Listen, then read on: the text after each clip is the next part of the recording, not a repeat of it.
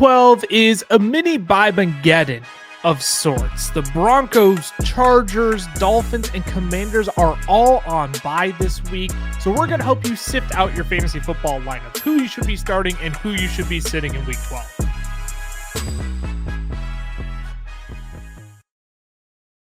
As always, we start at the running back position, do our starts and sits, move on to the wide receiver position, do the same, wrap out with a few quarterback and tight end streaming options for you all this week.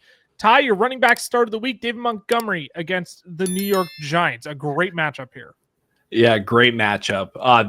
This one is kind of all reliable, right? David Montgomery hasn't really been giving you a whole lot over the last couple of weeks. He's had 2 games with under a 40% snap rate, which is kind of what you were hoping for if you're a Jahmyr Gibbs manager. But if you have David Montgomery, it's not been ideal. Like you said, though, this matchup, though, should give you confidence to put him back in your lineup. This Giants run defense, putrid. It is putrid. They are top 5 in rushing yards and touchdowns allowed to the position this year. So yes, this may be what you consider like eating your greens, eating your vegetables because it's David Montgomery. But when I look at like the wide receiver landscape this week, and I'm looking at guys like Trey Tucker or like some of the very fringiest wide receiver 4s that you normally wouldn't start on a week-to-week basis, now having to potentially be started because of all the bye weeks and all the teams on bye, I should say. If you got David Montgomery, I would definitely throw David Montgomery into my flex over some of those other receivers. Yeah, the Giants have given up 5 rushing touchdowns in the last 4 weeks as well. Jahmyr Gibbs should absolutely feast in this game. But if Brian Robinson can score against the New York Giants just a few weeks ago, who says that can't be Jahmyr Gibbs and David Montgomery this week as well? So I'm with you. Fire up David Montgomery in pretty much every league format this week. Before we get on to the next running back start, though, I'm still making the observation that 81% of you who watch our content aren't yet subscribed to the channel. It's one of the easiest ways, the freest way to support us, actually, is by hitting that subscribe button and turning on that notification bell as well. So you know when our newest content is up, so you know when we go live on Sundays before kickoff as well and do our start, sit, lineup decision live stream.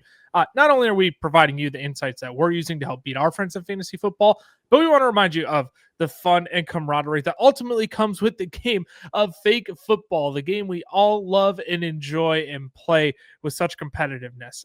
There is a joy and fun that should be added in that as well. So we hope you continue tuning in to our content here. I'll talk about Aaron Jones being my running back start of the week here. I'll state the obvious first. This is a quote-unquote revenge game for Aaron Jones, if you can call it 2 years removed from the Green Bay Packers. I think the whole revenge game narrative angle is honestly always overrated, but Green Bay has struggled to defend the running backs recently. Both Tyrone Tracy and Devin Singletary last week, they went for 17 plus against the Packers. Rico Dowdle just 3 weeks ago gashed them for 28 points. So I think there's room for Aaron Jones to have himself a very solid outing here. He's finished as a top 24 back in 3 straight games. He averaged 14.8 points against the Packers last year. Again, 4 teams on bye this week. I really do think Aaron Jones, should just be hitting all lineups as a running back too. Yeah, I think just the opportunity itself warrants a start. It'll be interesting to see if Green Bay kind of sells out to stop the run to force JJ McCarthy to really beat them this week, which is certainly possible.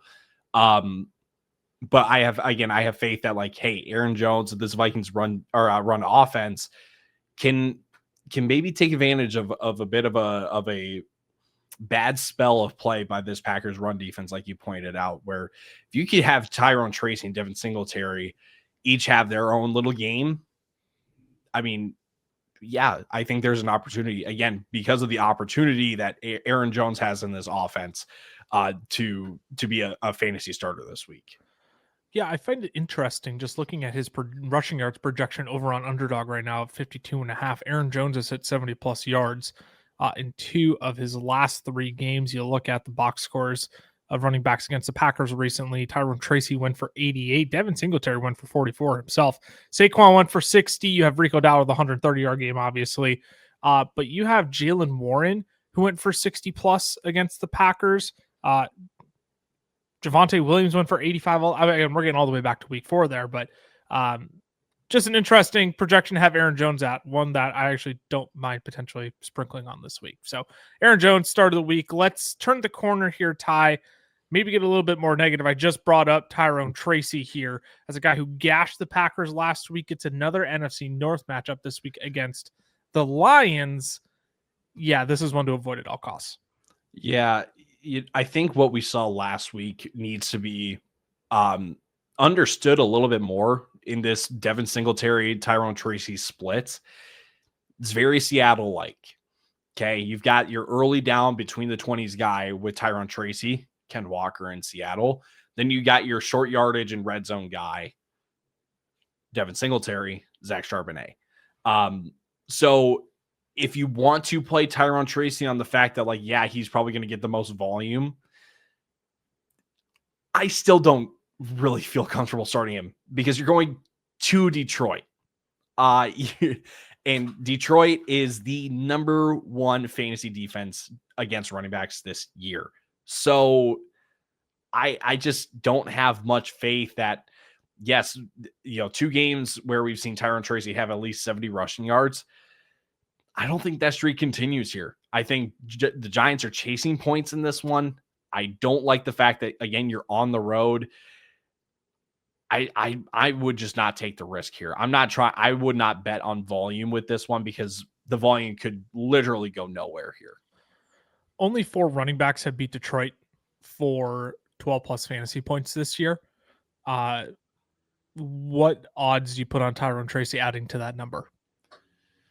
I'm at like 5%. I was going to say, can I say 0? You can say 0. Yeah, you can say 0. To be respectful of the New York Giants organization, I will say 0.111111111. Like sure. Something 0001. You get the point. Like just barely above 0. That should tell you just how much faith I've got in this run game this week. Oh, and not that 12 points is automatically going to make Tyrone Tracy like, just break that threshold. But the point in that is like this Lions defense has been shutting very, very good running backs down throughout the course of this year. So yeah, I have 0 interest in Tyrone Tracy whatsoever. You were quicker to the dock than I was because that was going to be my pick. So I don't know, on a fringe week where God forbid you have to look at your lineup and think you may have to play Tony Pollard, maybe we just, shouldn't play the guy who only has 3 finishes as a top 24 back this year and only has 4 games with double-digit fantasy points. Maybe we just shouldn't play that guy at all, no matter the circumstances in our fantasy football lineups. Prior to the last 3 weeks, the Seahawks had only allowed 1 team to rush for 70-plus yards against them. 1 team to rush for 70-plus yards against them. This Titans offense is just too putrid, really, to put anybody in your fantasy lineup, regardless of the week. So, no, thank you, Tony Pollard. I'm good. I'm sorry for making that obvious, but our options are limited here with 4 teams on bye. Yeah, I mean, your other options of sitting are the likes of Zach Charbonnet, Pollard's teammate Tyjae Spears, obviously Tyrone Tracy, like I had said. It's pretty obvious this week who you should start, running backs that you should start and should sit. Tony Pollard is like the definition of that. Don't be surprised if Tyjae Spears continues to outsnap Tony Pollard. This team, first game out of the bye, Tyjae Spears had 2 more snaps than Tony Pollard. I also believe Tennessee is going to be chasing a lot of points in this one. And when that happens, it's not Tony Pollard that sees the field more. It's a lot of Tyjae Spears. So this one, as straightforward as it is, like sometimes it's helpful just to state the obvious. I will say, my less fringy choice would be the Chiefs running backs against the Colts. I don't have any interest in if Isaiah Pacheco plays. I don't have any interest in him. If Kareem Hunt ends up being the starter and Isaiah Pacheco doesn't play, I don't have any interest in him either. That's the other one against the Colts. Because I was originally going to go Kareem Hunt, but then turns out Isaiah Pacheco went full participant to limited participant. So I don't know what's going on there. All that to say, no matter what, Chiefs running backs I'm also not interested in. Today's show is brought to you by our friends over at Underdog, where you can get into the game this season playing Pick'em. It's extremely simple. Just pick higher or lower on 2 or more of your favorite players. For example, I'll pick the highers on Justin Jefferson, Jamar Chase, and Xavier Worthy. If I played $10 and got all 3 of them right, I would win $60 just by watching football. And that's the beauty of Pick'em. You can track your picks and your wins while you enjoy the game. Now, if you're not on Underdog yet, scan the QR code on your screen or use our code FELLAS when you sign up, because new customers will get $50 in bonus funds when you play your first $5 on the app. Plus, Underdog will give you a free pick to use in your first entry. Again, that's code FELLAS over on Underdog. Now let's get you back to the rest of the show. Alrighty, Ty, let's move it on to the wide receiver position. Wide receiver starts of the week. Devonta Smith. It's crazy that we have to talk about Devonta Smith as a start. At one point, him and AJ Brown, I'll include AJ Brown in this, were both just set it, forget it. We ain't got to worry about it. But now all of a sudden with Devonta Smith, you're kind of like, okay, I can play him as my wide receiver too. Right? So I'm with you. I love Devonta Smith against the Cowboys this week. Yeah, no shade to the expert consensus rankings over at Fantasy Pros. Wide receiver 15 for Devonta Smith this week. Yeah, 15 is still high, but that still feels low to me. Maybe it's because it's the Philly offense. I don't really know, but what I do know, ahead of AJ Brown by 2 spots. Just wanted to make sure. Yeah, by 2 spots, which boggles my mind, because we've talked about these wide receivers in our rest of season wide receiver rankings episode, which you should check out, by the way. We that was both of us talking about it. We mentioned the most sticky metric and stat that we can go off of here with this Philly passing game is who is the better receiver against man coverage and who's the better one against zone coverage. Dallas runs a ton of zone coverage. That is Devonta Smith's game. That is where Devonta Smith shines the brightest. I'm not going to be shy about this. I've got Devonta Smith as a top 10 play this week because sure. I see points. I don't really see Philly getting the run game going here. Dallas, I'm not going to lie. Yes, it was Vegas. Showed me a little something in the run game that I'm like, you know what? Maybe this is going to have to be kind of an air it out, similar to Philly, Minnesota a couple weeks ago, where Philly just kind of had to win the game through the air. And if that's how that game's going to go, expect Devonta Smith to absolutely pop off. So yes, you were probably starting him already. This is very similar to T. Higgins. The argument for T. Higgins last week of just there's top 10 upside here this week. Yeah, you fire up Devonta Smith this week, no question. You want to hear a really dumb trend, though, that might indicate that Devonta Smith is going to have a really big game this week? What's that? Devonta Smith always puts up a very solid outing against the Cowboys each year, and then he puts up a total dud. So just going back to 2023 specifically, first game against Dallas, 3 catches on 3 targets for 51 yards and a score. Yeah, you're good. You're good with that. But then 10 targets, 5 receptions, 73 yards. So, you don't throw the touchdown in there. One of those games, one of those volumes looks better than the other. 2024, 2 receptions on 3 targets, 14 yards. Here you go. Second game against the Cowboys, 6 for 120 and 2 scores.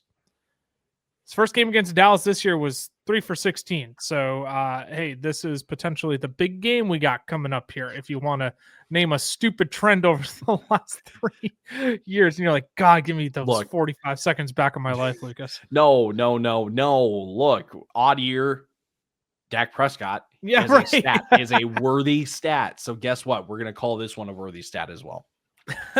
No, you fire up Devonta Smith against the Cowboys this week. No questions asked. I can't believe you also have to question Rome Odunze at this point in the season. Wide receiver 55 or worse in 4 of his last 6 games, Ty. That ain't great. But the Steelers, in my mind, they are the get-right matchup of all get-right matchups this year. In their last 5 contests, they've allowed the most yards to wide receivers, the most yards to perimeter wide receivers specifically, and they've given up 6 receiving touchdowns to wideouts in those games. Rome has been feasting on these exploitable matchups all year. The only one he didn't was against really the Washington Commanders, but you look at the Baltimore Ravens matchup, wide receiver 8. He got blanked against Cincinnati, but I think people I think people are kind of overinflating the Cincinnati matchup where it's like, they suck on defense. And it's like, yeah, but they get absolutely crucified in the run game. So no team is throwing on Cincinnati because all they do is turn around and put it in their running back's gut. The New York Giants the following week, wide receiver 8 in that matchup. And then against Minnesota Vikings, more of a stingy matchup, the wide receiver 55. I am just willing to bet on the alpha here in Chicago in a very, very good matchup against the Steelers this week. The coverage stats here also point in favor of Rome Odunze, right? Like Rome Odunze, if you don't know, I should say, if you don't know, Rome Odunze is considerably better against man coverage than he is against zone coverage. Definitely. Pittsburgh runs man coverage at the 5th highest rate this league. No big deal. No big deal. So if there's a receiver I'm expecting to kind of bounce back a little bit this week, it's Rome Odunze. And the beauty is this might be the start of a nice little resurgence for Rome Odunze after some really, really frustrating performances. Pittsburgh, Philly, Green Bay, Cleveland. 3 of your next 4 opponents are in the top 13 of teams that run man coverage. So Rome Odunze, kind of second half of the year resurgence. I'm all for it this week, especially with Pittsburgh and man, the the brutal passing defense that they have. Fire up Rome Odunze. Don't second guess it. Yeah, don't second guess this. This is the week you want to make sure Rome Odunze is actually in your lineup, even against some of those matchups against Philly, Green Bay, and Cleveland too. I'm a little bit worried about Quinton Mitchell against Philly, so I want to make sure we hamper expectations a little bit there. But this week against Pittsburgh, it's all systems go. You fire them up this week. They couldn't guard a traffic cone right now if they wanted to. Let's move on to sits because similar to running backs, 4 teams on bye, you're getting a little bit thin at who you should potentially be sitting at wide receiver this week. But Christian Watson, hey, he's had a nice little resurgence here ever since he's come back from injury, but not this week against Minnesota. You're not interested. I'm not really interested. If there's one thing you should know about Christian Watson is that he's not really a volume guy and that you got to rely on red zone and big plays. And when I look at this Vikings defense that play too high safeties at a 68% rate, the next closest is the Chargers at 58%. I think we are limited in the amount of big plays that we could get in this game if we're Christian Watson.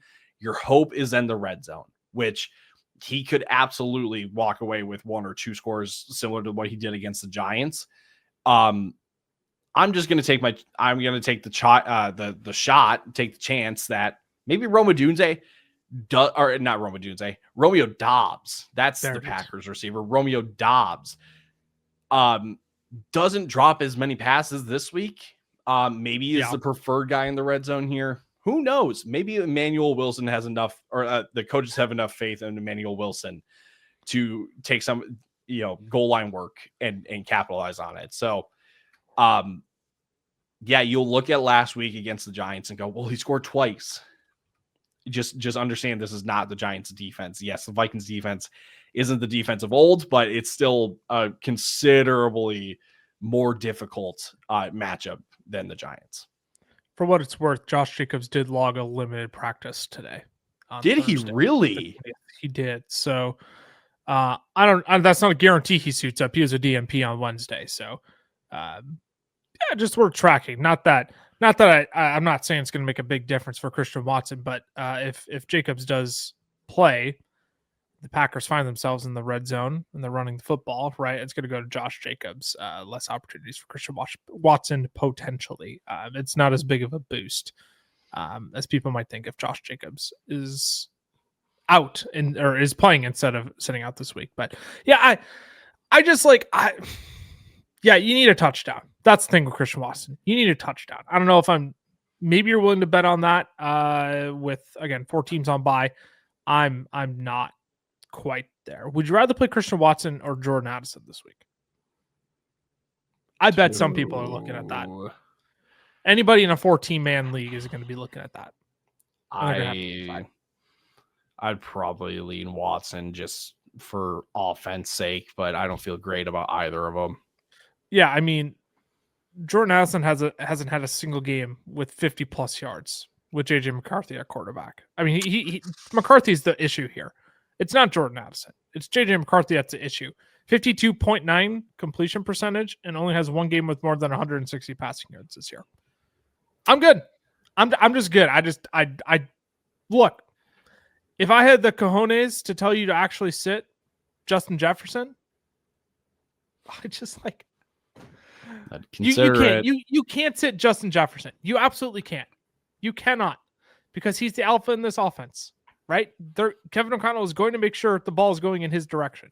Jordan Addison is significantly less of a priority in that regard.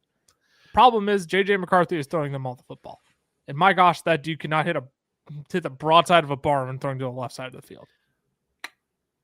Yeah. Real quick, I just want to say, it's okay if JJ McCarthy is struggling for the outlook of JJ McCarthy.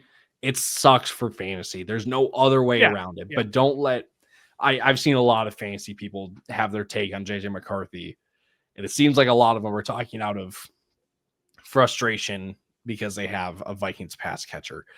Back to Jordan Addison. Who is my sit of the week, by the way? Yeah. I did not make that very clear. I just kind of transitioned into it. He's my sit of the week. Yes. You should look elsewhere from Jordan Addison. Yes, targets have been there, but like you said, targets don't mean anything if they're not completed. So it's nice knowing that, like, again, the ball is getting thrown his way, but you never know if it's going to be 10 feet over his head or if it's going to be 5 feet in front of him too far. And you had the dropping in Chicago. That was an absolutely brutal drop over the middle of the field. Yeah. I hope that you're catching a theme with a lot of our wide receiver sets. We were talking about J-Mo back in week 9 against the Vikings. Kayshon Boutte has been a pretty frequent sit in recent weeks before he got hurt. Addison, Watson this week. You need one play, right? I just never like the odds of banking on one play for a player to actually like come through for your fantasy team. Which, to be fair, Jameson Williams against the Vikings, he ended up having a fine day, but it was the one play, right? He got the touchdown. He got the one play. He got the 20-yard touchdown. You're like, okay, well, there's 8 points. I'm doing okay now. So, yeah, I don't have any interest in Jordan Addison this week whatsoever. Don't even think about it. Don't be tempted by it on the potential big play. Let's wrap it up. We'll do quarterback tight end streamers here. We'll keep it nice and short today. Your quarterback stream of the week, Sam Darnold, going up against the Tennessee Titans. You already said you thought the Titans would be chasing points this week. Yeah, I do believe in a little bit of a bounce back game for Sam Darnold after coming off a game with 4 picks against the Rams defense. Let's just say I don't think we're going to be getting that game against a Tennessee Titans defense. This is really as straightforward as good offense, bad defense. And because of Seattle's, I don't want to say non-existent run game, but a run game that they can't rely on at this point as much as they would probably like to, I can imagine Sam Darnold going for multiple scores and having, I don't know, 240 passing yards. That 236.5 looks pretty enticing. So all that to say, like, don't doubt Sam Darnold because of one bad game against a really good defense. If you're in a pinch, I would definitely look Sam Darnold's way. Yeah, before I quick chime in here with my quarterback stream of the week, then I had mentioned at the top of the show that we do a start-sit live stream before every Sunday slate. So if you want to get in on that this Sunday, we'll be going live 10:45 Central Time on Sunday here on YouTube. Over on Twitter, we'll be live over on TikTok as well. But if you want to get in here on YouTube, again, make sure you hit that subscribe button, turn the notification bell as well. And come join us on Sunday morning with all of your start-sit questions leading up to kickoff. My stream of the week, Jacoby Brissett. My gosh, has he been good. But the problem with Jacoby Brissett, even though he's my stream of the week, this dude set the NFL record for completions in a single game last week. He couldn't have been less excited. Come on. You have an NFL record. You're Jacoby Brissett and you have an NFL record. And you're just like not excited about it. Like, hey, look, I get it. I get it. You're part of the Arizona Cardinals. It's not exactly a joy-inducing organization right now. I get it. I get it. But can you at least act like you care? You just got an NFL record. I'd be stoked. I'd at least say, "Oh snap, really?" That's actually kind of cool. What? I didn't think that would happen. Right. Something. I'm Jacoby Brissett. I never thought this would happen to me. Oh, at any rate, Jacoby Brissett is averaging 21.9 points per game in his 5 starts between week 6 through 11. The only quarterbacks to average more points in that span have been Josh Allen, elite, Jackson Dart, and Joe Flacco. The only 3 quarterbacks to average more points per game than him during that span. Now you get Jacksonville, 5th most points allowed to quarterbacks this year. Jacoby Brissett is on a tear, man. Might not exactly be helping out the Cardinals organization in the long term, but hey, in the short term, I'll take it from my fantasy football lineup. So go ahead, fire him up against Jacksonville this week. Well, we're actually going to stick this same game for tight end stream of the week, Ty. You're going Brenton Strange coming back this week. Brenton Strange should be. Last time I checked, he was limited in practice. Did he practice in full on Thursday? Confirm that for me. For you right now. Yep. Because I have to state the obvious. If he is not activated, don't play Brenton Strange. He limited today. He should probably play this week.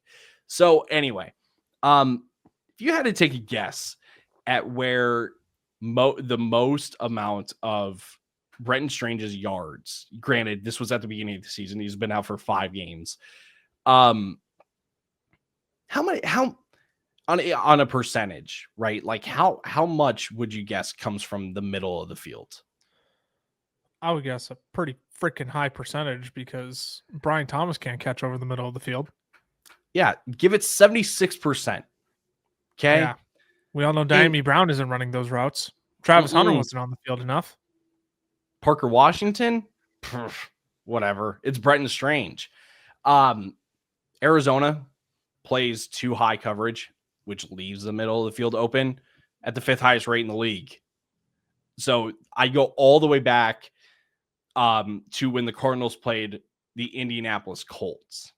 And this was in a TikTok video of ours because we were talking about who's absolutely going to like explode because of the matchup. And I said Tyler Warren was, obviously because he was already on a hot streak, but I was like, the matchup is there. I get the same vibe with this with Brenton Strange plays. He might have himself a little bit of a game because Arizona doesn't play a ton of coverage over the middle of the field, and that's where you're going to find Brenton Strange. So I think in a pinch, again, that's kind of the theme for the streamers here. If you're in a pinch, I think you can do worse than Brenton Strange this week. The Jaguars injury report is incredibly sus. Somebody's lying over there. Uh-oh. Everybody except for Trayvon Walker and Yasir Abdullah, both were DMPs. Otherwise, everybody else on their injury report was a limited practice both Wednesday and Thursday. Gosh. That's literally everybody. Bashal Tootin, Travis Etienne, Brian Thomas Jr., Hunter Long, Brenton Strange, all of them limited participants. You get to the defensive side of the ball, the offensive line, all of them limited participants. I mean, we're looking at an injury report here that's got, let me count it up quick. 3, 4, 5, 6, 7, 8, 9, 10, 11, 13, 14, 16 players. 2 of them were both DMPs. The other 14 were all limited practices. I feel like somebody's over-reporting, if you know what I mean. I don't know if there's actually anything significant about that. It's just wild. I just found that funny. At least on the Cardinals injury report, right? You got Will Johnson and Will Hernandez who were DNPs on Wednesday, and they were limited practices today. Today being Thursday, as we're recording this at 10 p.m. Central Time. But at any rate, I'll wrap us up here with AJ Barner. Your fun fact of the day is that AJ Barner is currently the tight end 15 in fantasy football. Heyo, which is pretty sweet. Giving you finishes of the tight end 4, 9, 1, 13, and 8 in half of his games. And he's coming fresh off a game with, you know how many targets he had last game, Ty? He had 10? Try one more than that. 11. Oh, 11 targets. look at you. You want to AJ get nerdy with this one then too? We can get nerdy to wrap out the show. Tennessee runs too high at the third highest rate this year. AJ Barner is drawing a target on 33% of his routes versus too high coverage and running 2.24 yards per route against too high. Come on, man. Let's go. So you want another potential splash game from AJ Barner here? I think this is the spot to potentially target against the Tennessee Titans. So like you said, if the Titans going to be chasing points, you got Sam Darnold as your stream of the week. I will pair that up with the tight end who has feasted against too high this year. Yeah, let's just hope that JSN doesn't decide to just go. Well, he'll go nuclear this week. I mean, go ahead, put him down for 163. Might get that in the first quarter. Yeah, right. It's the Tennessee Titans after all. At any rate, we'll put a pin in everything there. We'll keep it nice and short and sweet for you all this week. It's our bedtime.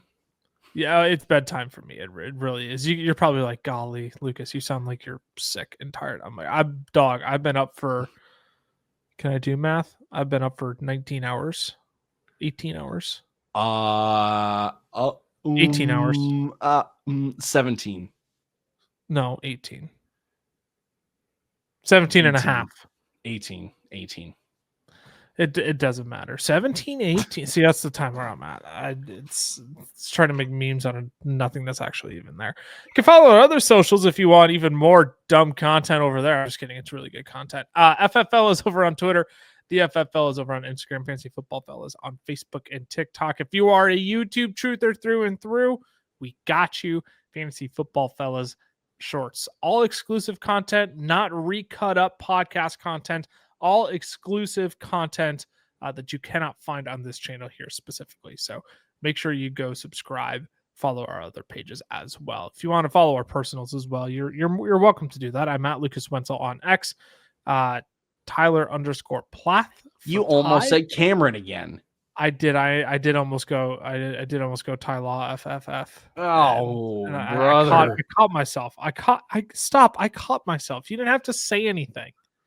You could have let it fly, but no, you had to call me out on it. Now we got to make a deal out of it. Of course we do. I would just like to be known by my name. That's all. No big deal. I did, and I made you known by your name. But it's the thought that counts, and the thought was incorrect. Make sure you tune in live on Sunday for our start-sit lineup decision stream before kickoff. We will see you all then, 10:45 a.m. Central Time. We'll be back next week with more rest of season rankings and starts for you all ahead of Thanksgiving. Actually, that's a lie. We have hidden gems for the fantasy playoffs on Monday. Sheesh. Okay. So okay. It's been a week, man. It's been a week. I'm proud I even remember that at this point of the week. But all right, we're babbling on, going on too long. We'll see y'all on Sunday. Deuces.